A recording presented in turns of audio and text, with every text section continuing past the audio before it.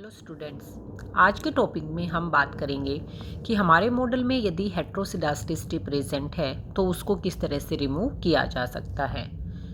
क्योंकि पीछे हमने देख लिया था किसी भी मॉडल में हेट्रोसिडास्टिसिटी के प्रेजेंट होने के कारण वो मॉडल कंसिस्टेंट नहीं रह पाता। कंसिस्टेंट तो रह जाता है लेकिन वो मॉडल एफिशिएंट नहीं रह पाता। क्यों नहीं एफिशिएंट रह पाता? क्योंकि जो वेरिएंस होता है म्यू आई का वो कांस्टेंट नहीं रह पाता। वेरिएंस यदि कांस्टेंट रहेगा तभी मॉडल एफिशिएंट बनेगा। और वेरिएंस जब कांस्टेंट होता है तो हम उसको बोलते हैं होमोसिडास्टिसिटी। यदि वेरिएंस कांस्टेंट नहीं होता है तो वो बोला जाता है हेट्रोसिडास्टिसिटी। तो आज का जो टॉपिक है वो यही बात करेगा कि हेट्रोसिडास्टिसिटी आपके मॉडल में प्रेजेंट है।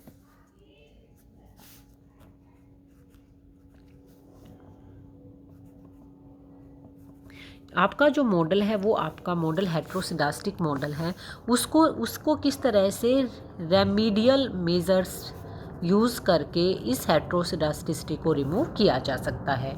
हमें दो सिचुएशंस हमें देखनी होगी बच्चों। जब हमें ये पता है when variance of mu I is known, तो ऐसी सिचुएशन में एक हेट्रोसिडास्टिक मॉडल को होमोसिडास्टिक मॉडल में किस तरह से चेंज किया जाएगा। और दूसरी सिचुएशन होगी when variance of mu I is unknown। Okay, अब हम फर्स्ट वाले सिचुएशन देखते हैं when variance of mu I is known। जैसे जब वेरिएंस ऑफ म्यू आई आपको पता है तो सबसे एक्यूरेट जो मेथड रहेगा वो तो रहेगा, और जो काफ़ी यूज़फुल भी रहता है वो मेथड रहता है weighted least square method. Weighted least square method, और वेटेड लिस्ट स्क्वायर मेथड में हम किस तरह से हेट्रोसिडास्टिसिटी को चेंज करेंगे वो अब हम इस इक्वेशन से देख लेते हैं। फॉर एग्जांपल, हमारे पास जो इक्वेशन है वो है Y I is equal to B naught b1xi plus mu I. ठीक है, हमारे पास एक इक्वेशन ये है। इस इक्वेशन में हमने ये माना है कि हेट्रोसिडास्टिसिटी पाई गई है, और हेट्रोसिडास्टिसिटी होने के कारण जो वेरिएंस ऑफ म्यू आई है अब वो वेरिएंस ऑफ म्यू आई के बराबर ही नहीं आएगा। Variance of mu one is not equal to variance of mu I. It means हर बार जो वेरिएंस ऑफ म्यू आई है वो वेरिएंस ऑफ म्यू आई के बराबर नहीं होगा। ठीक है, और वेरिएंस ऑफ म्यू आई एक टर्म में क्या निकल के आ रहा है? For example lambda I variance of mu I निकल के आ रहा है। इसका मतलब क्या है? हेट्रोसिडास्टिसिटी है। इस हेट्रोसिडास्टिसिटी को किस तरह से होमोसिडास्टिसिटी में हम चेंज करेंगे? तो ये कहता है कि let's lambda is equal to X I और एक्स आई स्क्वायर। कहता है कि हम लैम्डा को एक्स आई भी मान सकते हैं और एक्स आई स्क्वायर भी मान सकते हैं, और अब अपने जो मॉडल है उसको हम ट्रांसफॉर्म कर सकते हैं। अब हम क्या कर सकते हैं? अपने मॉडल को ट्रांसफॉर्म कर सकते हैं। कैसे कर रहे हैं ये देखिए। जो हमारे मॉडल की राइट और लेफ्ट साइड थी उसको हम लैम्डा से डिवाइड कर दें, वाई अंडर रूट लैम्डा आई से डिवाइड कर दें।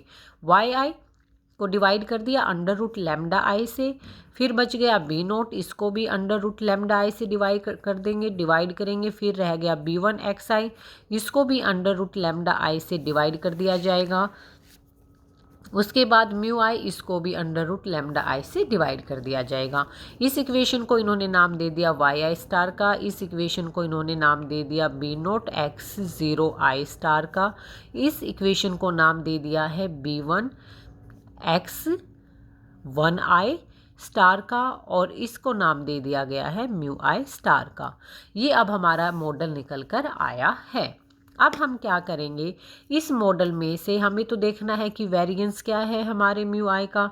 तो हमारा जो वेरिएंस, जो हमारा म्यू आई स्टार आया है वो आया है म्यू आई अपॉन में अंडर रूट लैम्डा। अब इसका जब वेरिएंस निकालेंगे तो इसके एक्सपेक्टेशंस का स्क्वायर करेंगे, तो वो इधर भी सेम रहेगा। एक्सपेक्टेशंस का क्या हो जाएगा? स्क्वायर हो जाएगा। हम सबको पता है expectation of mu I square is equal to variance of mu I. यही निकल के आया था, लास्ट टाइम भी हमने देखा है। तो इसको हमने ऊपर वाली टर्म को तो लिख दिया इस तरह से, ठीक है। और लेकिन जो नीचे अब क्या रह गया? नीचे रह गया लैम्डा, अंडर रूट को ओपन करेंगे तो 1/2 हो गया, ये वाला स्केयर साथ में आ जाएगा तो मल्टीप्लाई में स्केयर हो गया, इसका ओवरऑल का स्केयर तो एज इट इज़ मल्टीप्लाई में स्केयर रहा। इससे ये 2 से 2 हमारा रिड्यूस हो गया, तो हमारे पास बचेगा variance of mu I upon में लैम्डा। अब आपको पता है बच्चों, शुरू में ही हमने क्या अज्यूम किया था, हमने बोला था कि वेरिएंस ऑफ म्यू आई है वो lambda mu I variance of mu I के बराबर है। तो हम अब इसकी जगह पर, इस जगह पर वही वैल्यू रखेंगे। क्या वैल्यू ली थी हमने? Lambda I variance of mu I, नीचे रह गया लैम्डा आई। लैम्डा आई से लैम्डा आई यहाँ पे कट हो जाएगा और अब जो वेरिएंस निकल कर आया ये, तो ये वाला वेरिएंस तो वो वेरिएंस है जो होमोसिडास्टिसिटी की सिचुएशन में निकल कर आता है।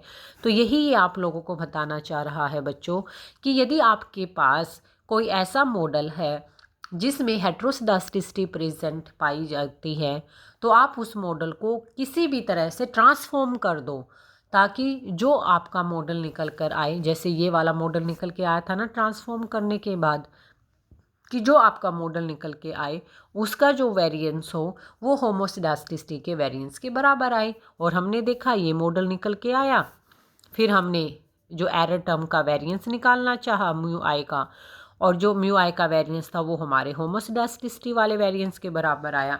इट मीन्स कि हमारा जो मॉडल था हेट्रोसिडास्टिक मॉडल, वो होमोसिडास्टिक मॉडल में कन्वर्ट हो गया। ऐसा हम कब कर सकते हैं? जब हमें वेरिएंस का पता है कि म्यू आई का वेरिएंस क्या है। तो एक तो हम इस तरह से कर सकते हैं।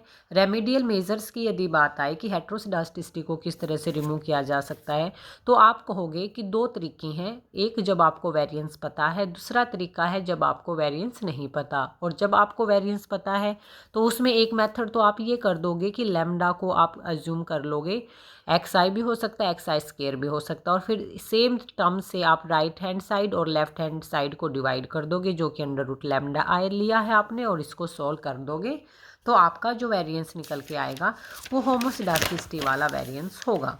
और जो दूसरी जो बात है वो ये होगी, दूसरे जो मेथड रहेगा हेट्रोसिडास्टिसिटी को दूर करने का, वो रहेगा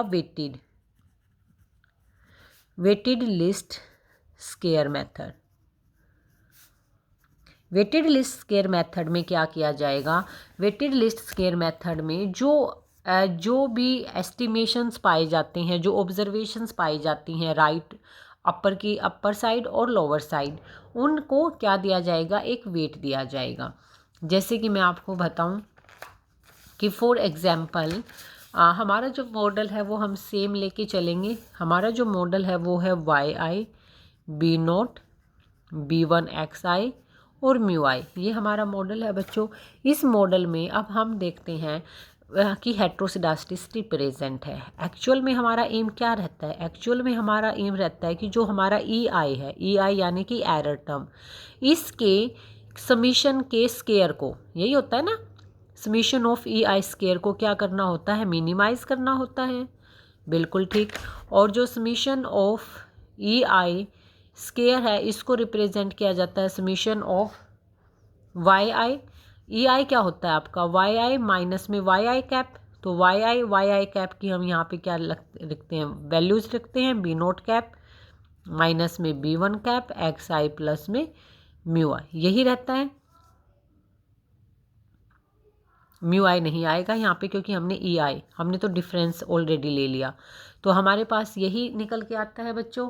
तो अब जो ये निकल के आया है इसका भी हम स्केयर करेंगे क्योंकि स्केयर है ओवरऑल। EI की वैल्यू ये होती है बच्चों, EI की वैल्यू होती है वाई आई माइनस में वाई आई कैप।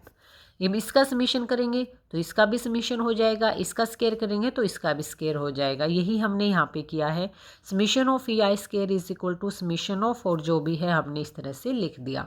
अब यहाँ पे हमारा जो एम रहता है नॉर्मल मॉडल में वो यही रहता है कि हमें इसको मिनिमाइज़ करना है, जो समीशन ऑफ रेजिडियल्स का स्केयर है उसको मिनिमाइज़ करना है।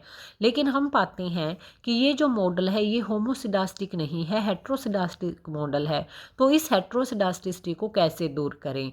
तो ये कहता है कि इसको दूर करने के लिए जो आपकी ऑब्जर्वेशंस है ना, जितनी भी आपकी ऑब्जर्वेशंस हैं उनको आप वेट्स प्रोवाइड कर दो, उनको आप वेट्स प्रोवाइड कर दो।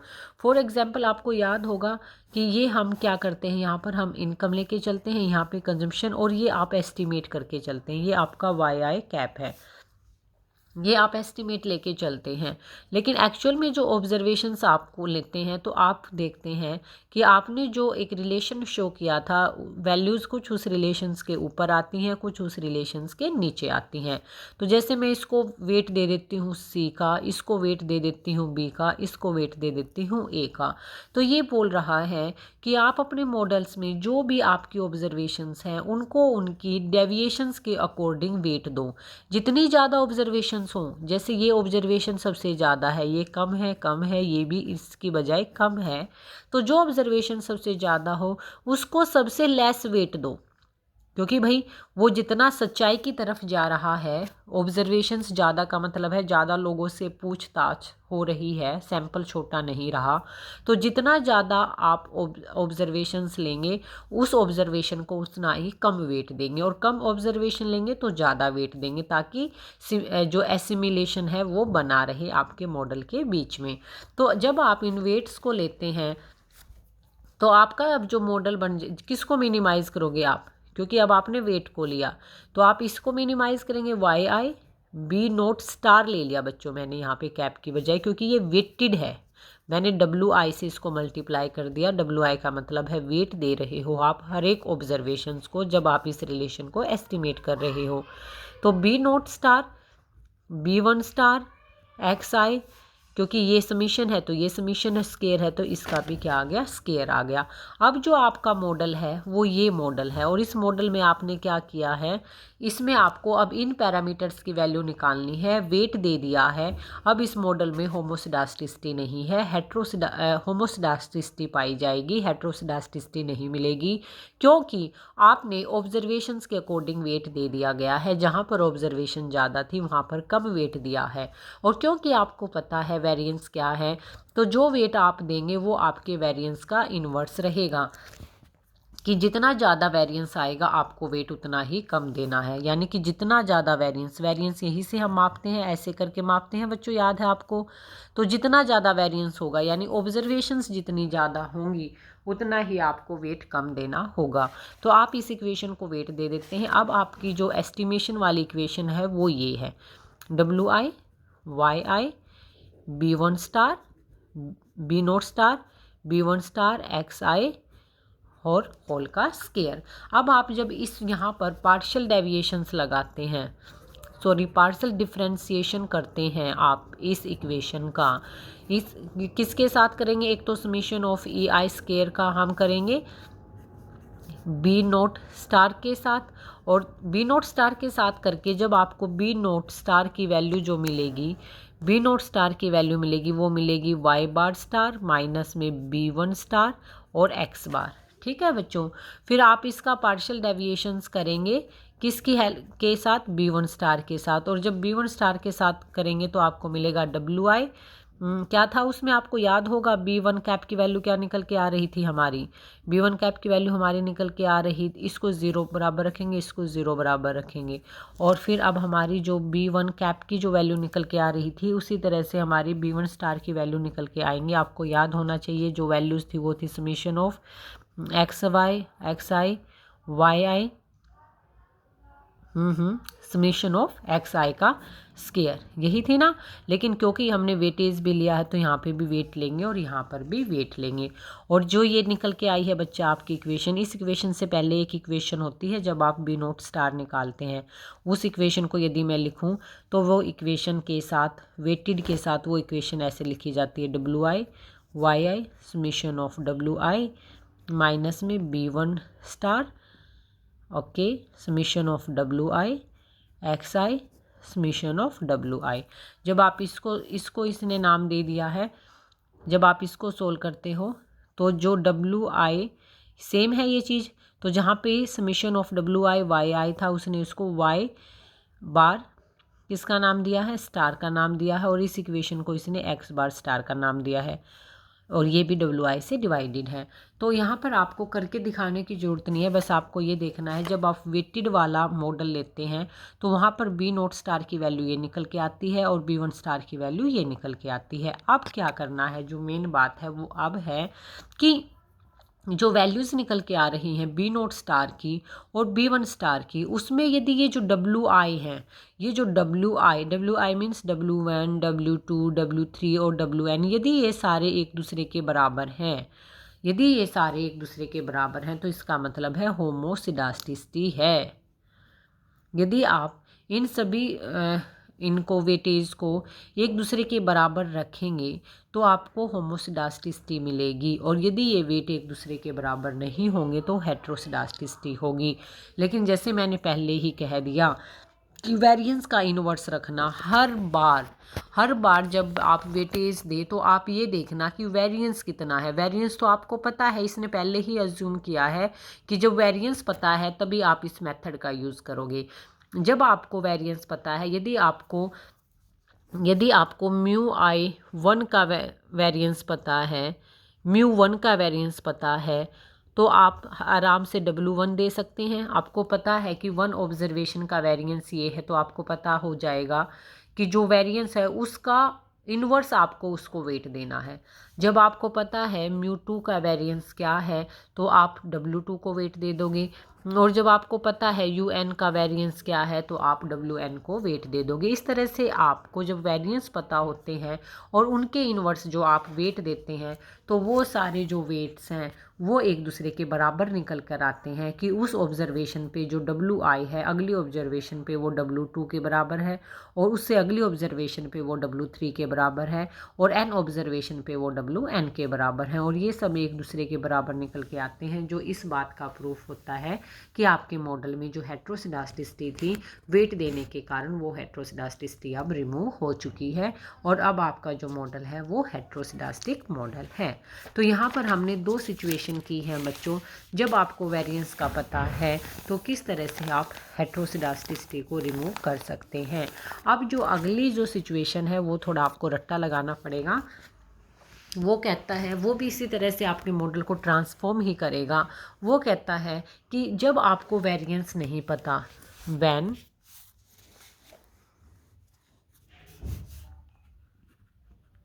Variance of μi is unknown, जो वेरिएंस है μi का वो आपको नहीं पता, तो ऐसी सिचुएशन में आप कैसे काम करेंगे।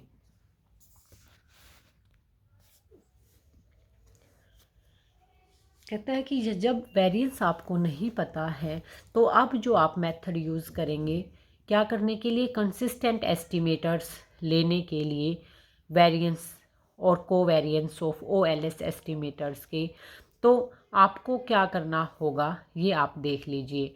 आप यहाँ पर भी वही एक इक्वेशन लेके चलेंगे, जो yi है वो बराबर है B0 के, B1 xi के और μi के। ये हमारी सिंपल इक्वेशन है, और इस इक्वेशन में आपको वेरिएंस का नहीं पता, वेरिएंस का आपको नहीं पता है और हेट्रोसिडास्टिसिटी प्रेजेंट है, तो आपको इसको होमोसिडास्टिसिटी में किस तरह से बदलना होगा। तो यहाँ पर सबसे पहले ये कुछ अजम्पशंस लेगा। जो अजम्पशंस होगी वो ये होगी कि जो एरर टर्म है आपकी, जो आपकी एरर कोवेरिएंस है, एरर टर्म के आपस में जो कोवेरिएंस है μ1, μ2, μ3, μ4 का, वो जो कोवेरिएंस है वो कहता है कि प्रोपोर्शनल है। किसका प्रोपोर्शनल है, yi² का। भाई ये अजम्पशन है, ये हमें एज इट इज़ लेनी पड़ेगी, इसमें हम कोई चेंज नहीं कर सकते। ये कहता है कि जो अजम्पशन है वो ये है फर्स्ट कि एरर है जो आपका, कोई भी जो एरर कोवेरिएंस है आपका वो xi का स्केयर है। इसका मतलब कि वेरिएंस है जो आपका μi² का वो किसके बराबर है, भाई वो μi के वेरिएंस और किसका प्रोपोर्शनल है भाई, xi² का। यानी कि जो आपका वेरिएंस है, कोवेरिएंस मतलब μi है जो आपका एक्सपेक्टेड, जो आप किया है म्यू आई स्केयर की वैल्यू, वो म्यू आई का वेरिएंस के बराबर निकल के आएगी, और जो म्यू आई का वेरिएंस होगा ये इस एक्स आई का क्या होगा, प्रोपोर्शनेट होगा। अब ऐसे में क्या करता है, देखो आपको ये ध्यान रखना है, जिसका भी प्रोपोर्शनेट लेंगे उसके हाफ से आप अपने मॉडल को डिवाइड कर देंगे। यहाँ पर आपने एक्स आई स्केयर का प्रोपोर्शनेट लिया, तो अब आप अपनी इक्वेशन को डिवाइड करेंगे एक्स आई से। तो आपकी इक्वेशन थी वाई आई, डिवाइड कर दिया एक्स आई से, बी नोट डिवाइड कर दिया एक्स आई से, B one x I divide कर दिया एक्स आई से, और म्यू आई डिवाइड कर दिया एक्स आई से। तो यहाँ से हट ही जाएगा, तो हमारे पास जो बचेगा वो बचेगा बी नोट 1/एक्स आई लिख सकते हैं, बी वन लिख सकते हैं, और इसको इसने नाम दे दिया म्यू आई, एक्स आई को नाम दे दिया वी का, तो ये आ गया यहाँ पे वी आई। अब इसमें इसने क्या किया है, ये कहता है कि जो वी आई है वो ट्रांसफॉर्म्ड डिस्टर्बेंस टर्म है। जो वी आई है ना बच्चों आपका, वो इसके बराबर है, ये आपकी डिस्टर्बेंस टर्म थी और आपने इसको ट्रांसफॉर्म करके वी आई लिख दिया है। तो आप अब ये आपका जो वी आई है ये आपकी ट्रांसफॉर्म्ड डिस्टर्बेंस, ये वाली चीज़ ही ये है। अब वेरिएंस निकालेंगे तो वी आई का निकालो, वेरिएंस ऑफ वी आई का निकालेंगे, वी का, वी आई मतलब कि म्यू आई अपॉन एक्स आई। तो यहाँ पर भी हम क्या करेंगे, म्यू आई अपॉन में एक्स आई, और इसकी भी एक्सपेक्टेड वैल्यू लेंगे और होल का स्केयर लेंगे। फिर वही चीज़ है, बहुत ईजी है बच्चों, ये आपको पता है expected value of mu I square तो यही होती है, और यहाँ पे नीचे क्या बच गया आपका एक्स आई, और स्केयर का स्केयर उतार लिया।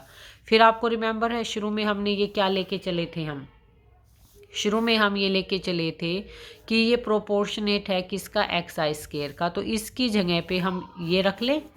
तो अब हम जब इसकी जगह पे ये वाली चीज़ रखते हैं तो क्या हो जाएगा, इसकी जगह पे ये वाली चीज़ लिखेंगे तो ये हो गया एक्स आई का स्केयर, और नीचे भी क्या था एक्स आई का स्केयर, यहाँ से यहाँ रिमूव हो गया, तो ये आपका क्या निकल के आ गया, ये आपका वेरिएंस निकल के आ गया। और जो वेरिएंस है ये आपके होमोसिडास्टिसिटी मॉडल के बराबर है, तो इसका मतलब अब जो ये मॉडल निकल के आया है आपका, इस मॉडल में हेट्रोसिडास्टिसिटी नहीं है। देखो बिल्कुल पहले वाले जैसा है जो हमने बिल्कुल शुरू में किया, तीनों ही एक जैसे हैं। पहले वाला हमने लैम्डा अंडर रूट लैम्डा से डिवाइड किया था, क्योंकि हमने उसमें जो हमारा वेरिएंस था उसको क्या मानना था, हमने उसमें अपने वेरिएंस को, इसमें तो हमने एक्स आई स्केयर का प्रोपोर्शनेट मानना है, उसमें हमने उसको लैम्डा और वेरिएंस ऑफ म्यू आई मानना था।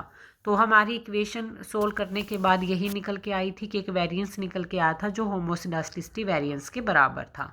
दूसरी बात, यहाँ पर तो जैसे हमने कहा है कि हमारा जो वेरिएंस है वो एक्स आई का प्रोपोर्शनेट है। यदि मैं कहूँ कि जो वेरिएंस है हमारा, जो हमारा वेरिएंस है म्यू आई का स्केयर, यानी कि ये वेरिएंस ही तो होता है बच्चों, इसलिए मैं बार बार इसको वेरिएंस बोल रही हूँ। हमारा जो वेरिएंस है यदि हम कहें कि ये प्रोपोर्शनेट है एक्स आई का, अब किसका प्रोपोर्शनेट है, एक्स आई का, ये कंफ्यूज ना करें इसलिए मैंने इसको निकाल दिया। वेरिएंस ऑफ म्यू आई है ये प्रोपोर्शनेट है एक्स आई का, तो अब ये एक्स आई है तो हम इसके हाफ से डिवाइड करेंगे। तो हम अपने मॉडल को राइट और लेफ्ट साइड क्या करेंगे, इसके अंडर रूट से डिवाइड कर देंगे, B naught under root x i plus B one x i upon under root x i plus mu i और अंडर रूट एक्स आई। अब ये निकल कर आ गया। अब हमें क्या करना पड़ेगा, इसको हम ऐसे भी लिख सकते हैं, इसको बाहर रख दो, 1 में under root x i plus B one, और यहाँ पे ये देखो रिमूव नहीं हो रहा बच्चों, ये हाफ है ये फुल है, तो हाफ से हाफ कट जाएगा और ऊपर क्या बच जाएगा, हाफ बच जाएगा। तो ये आ गया, और ये आ गया वी आई। जो ये वी आई है ये हमारी ट्रांसफॉर्म्ड, ये मैंने ट्रांसफॉर्म्ड एरर टर्म है, ये हमारा जो एरर टर्म था इसको हमने यहाँ पर ये ट्रांसफॉर्म करके रख दिया। अब हमें इसका वेरिएंस निकालना है, इसका बोल दो या इसका बोल दो। जब variance of V I square निकाल लेंगे तो यहाँ पर मतलब है हम किसका वेरिएंस निकाल रहे हैं, म्यू आई अपॉन में अंडर रूट एक्स आई होल के स्केयर का। ऊपर वाली टर्म आपको पता है इसके बराबर होती है। अब क्या बच गया, नीचे बच गया एक्स आई, अंडर रूट खोलेंगे तो 1/2, ये वाला 2 साथ में आ जाएगा तो 2 से 2 डिवाइड हो जाएगा, हमारे पास बच जाएगा ये एक्स आई। अब आपको पता है ये वैल्यू हमने क्या माननी थी, ये वैल्यू हमने माननी थी ये वाली, और साथ में एक्स आई का प्रोपोर्शनेट अपॉन में क्या है एक्स आई से एक्स आई कट गया तो हमारे पास आ गया वेरिएंस ऑफ म्यू आई, जो कि होमोसेडास्टिक वेरिएंस है। तो इस तरह से आप इसको किसी चीज़ का प्रोपोर्शनेट मान लेते हो। वेरिएंस को क्यों मानते हैं हम प्रोपोर्शनेट? यहाँ पर मैंने इसको यहाँ ये मान लिया, पहले मैंने इसको क्या मानना था, ये मान लिया था, उससे पहले मैंने इसको लैम्डा मान लिया था, लैम्डा वेरिएंस मान लिया था म्यू आई का। हम ये इसलिए मानते हैं कि बराबर नहीं निकल के आ रहे तो भाई कुछ और निकल के आ रहे हैं। यदि ये सेम नहीं निकल के आ रहा, यदि हमारा ये वेरिएंस म्यू आई नहीं निकल के आ रहा तो ये कुछ भी निकल के आ रहा है, या तो लैम्डा म्यू आई स्क्वायर निकल के आ रहा है, ठीक है, या फिर ये जैसे कि एक्स आई का प्रोपोर्शनेट निकल के आ रहा है, उसमें इसको आगे लिखेंगे। ये कांस्टेंट था तो लैम्डा आगे आ गया, एक्स आई एक एक्सप्लेन्ड वेरिएबल है तो ये पीछे रहेगा। तो इस तरह से हम कहते हैं कि यदि ये बराबर नहीं है तो ये कुछ भी निकल के आ रहा है, या तो कुछ कांस्टेंट से मल्टीप्लाई होकर निकल के आ रहा है, या फिर किसी एक्सप्लेन्ड वेरिएबल से मल्टीप्लाई निकल के आ रहा है। तो जब भी इस तरह से निकल के आ रहा है तो हम क्या कर रहे हैं, अपने मॉडल को ट्रांसफॉर्म कर रहे हैं। राइट और लेफ्ट साइड उसको किसी एक टर्म से क्या कर रहे हैं, डिवाइड कर रहे हैं, और उसके बाद हमारा जो मॉडल निकल के आता है, जैसे यहाँ पर ये मॉडल निकल के आया तो हमने वी आई का वेरिएंस निकाल दिया, और वेरिएंस हमारा होमोसेडास्टिक वेरिएंस के बराबर निकल के आया। और यहाँ पर हमने इसको प्रोपोर्शनेट इसका मानना, ये हमारा ट्रांसफॉर्मेशन वाला मॉडल हुआ, ये हमारी इक्वेशन निकल के आई। यहाँ पर वी आई का हमने वेरिएंस लिया, और अब जो वेरिएंस निकल के आया वो भी होमोसेडास्टिसिटी वाला वेरिएंस निकल के आ गया। तो इस तरह से बच्चों हमने देखा कि किस तरह से यदि मॉडल में हेट्रोसेडास्टिसिटी है तो हम अपने मॉडल को ट्रांसफॉर्म करके उससे जो एस्टिमेटर्स हैं उनको होमोसेडास्टिक एस्टिमेटर्स में बदल सकते हैं और कांस्टेंट वेरिएंस तक पहुंच सकते हैं। तो यहाँ पर आपका एक क्वेश्चन कंप्लीट होता है बच्चे। क्वेश्चन का नाम है हेट्रोसेडास्टिसिटी क्या है, हमने देख लिया। किन कारणों से होती है ये हमने देख लिया, और हेट्रोसेडास्टिसिटी के कारण एस्टिमेटर्स पे क्या इफेक्ट जाता है वो हमने कर लिया। हेट्रोसेडास्टिसिटी को मापने के 2-3-4 मेथड हमने कर लिए कि किस तरह से हेट्रोसेडास्टिसिटी को निकाला जा सकता है। और अब हमने ये कर लिया कि यदि हेट्रोसेडास्टिसिटी प्रेजेंट है तो उसको किस तरह से दूर किया जा सकता है। तो यहाँ पर आपका इक्वेशन डन है। कल मैं नहीं पढ़ाऊँगी आपको, यही आपको कंप्लीट करना है हेट्रोसेडास्टिसिटी बहुत अच्छे से। और 24 या 25 को जब भी कॉलेज ओपन होता है और फिज़िकली आप आते हैं तो मैं हेट्रोसेडास्टिसिटी का टेस्ट लूँगी।